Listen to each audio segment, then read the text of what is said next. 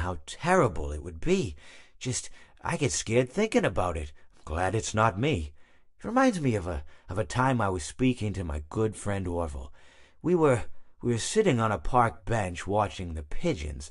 I was on the left, he was on the... Oh, wait, was I on the right or left? Anyways, it doesn't matter. We were sitting on there watching the pigeons. And I said to Orville, "Friend, those birds are frozen." And he kind of looked at me like I'd lost my mind. But I reminded him that it was winter, and often birds will sit in a tree until they freeze. And then they sort of fall to the ground until the sun warms up and they can, move around again. So I said to Orville, "You might as well save those breadcrumbs until the birds thaw, because they can't very well enjoy them in the condition they're in." To which he asked what I meant, and asking what condition the crumbs should be in before he threw them to the birds, assuming that I meant the birds couldn't enjoy the breadcrumbs in the condition that the crumbs were in, when in fact I had meant the birds could not enjoy them in the condition that the birds were in, considering that the birds were frozen. So he took a moment and then threw his last handful onto the ground. I said to him, "Orville, why did you throw the breadcrumbs to the birds when I just told you they're frozen?" To which he responded, "The breadcrumbs are not frozen." Again, misunderstanding my words. I didn't mean to say that the breadcrumbs were frozen when I said I told you they're frozen. I'd been referring to the birds. In hindsight, what I should have said was, and this would make perfect sense, "Why did you throw the breadcrumbs to the birds when the birds are frozen?" He misunderstood upon my correction, stating that he didn't know what else to do with the breadcrumbs, and that perhaps, when the birds thawed, they'd still be able to eat the crumbs. So I said to Orville, and this is what I said to him, I said, "Orville, the birds may be dead."